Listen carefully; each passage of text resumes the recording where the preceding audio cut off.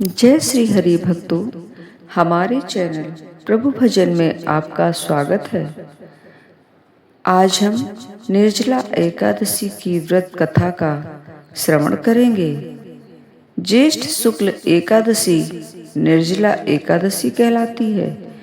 इस दिन महिलाएं अन्न, फल और यहाँ तक कि जल के बिना पूरे दिन उपवास करती हैं। इसी कारण इस एकादशी का महत्व सर्वाधिक माना गया है। इस एकादशी का व्रत करने से आयु आरोग्य में वृद्धि होती है तथा उत्तम फलों की प्राप्ति होती है।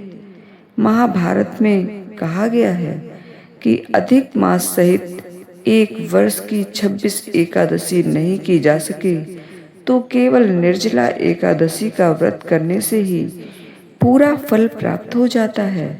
निर्जला एकादशी को संपूर्ण दिन रात बिना जल और अन्य किसी आहार का सेवन किए बिना उपवास करना चाहिए।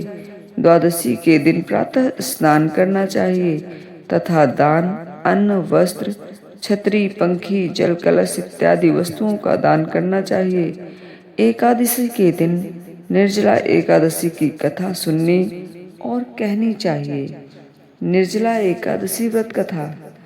महाभारत में एक दिन महर्षि वेदव्यास पांडवों को एकादशी व्रत का महत्व समझा रहे थे।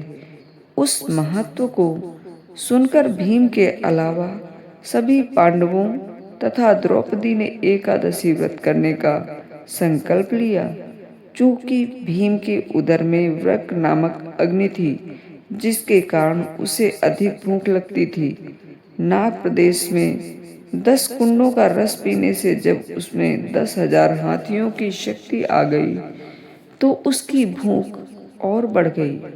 अतः वह 12 मासों को की 24 एकादशियों का व्रत रखने में स्वयं को असमर्थ पा रहा था।